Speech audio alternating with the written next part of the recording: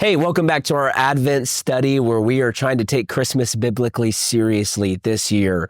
Today, we've been in a study where we are looking at the different geography, the locations found in the Christmas story, and seeing how they and the way God used them or what they are significant for, what they represent and symbolize, can speak to the location you might find yourself this Christmas. Whatever the location is, maybe it's a physical location, it's a mental location, it's an emotional location, a spiritual location. We're looking at the Christmas narrative and seeing how the different locales, the different geography can speak to where God may have you and what he wants to do in you this Christmas season. And today I want to look at Egypt.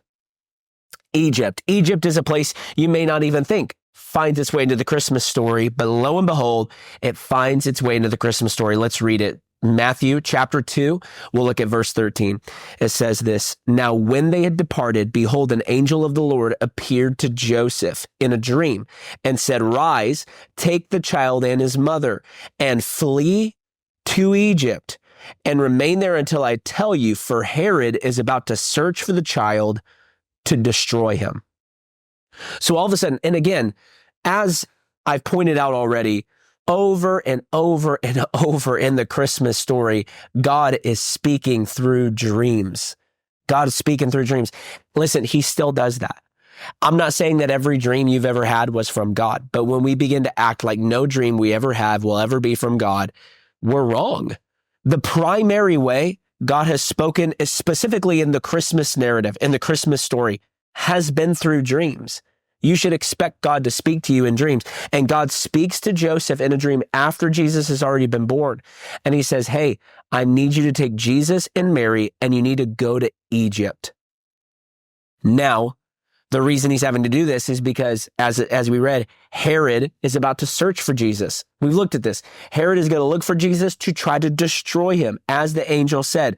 Here's why it's crazy to me that Joseph takes Mary and Jesus and they go live in Egypt.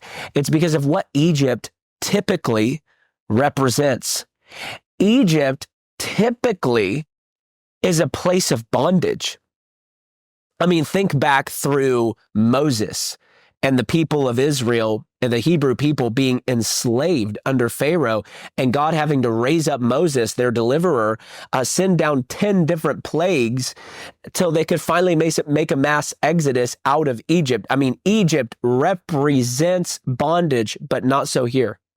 And it's funny to me that God tells Joseph, don't be afraid of this place that in your mind has always represented bondage, because I'm telling you to go there.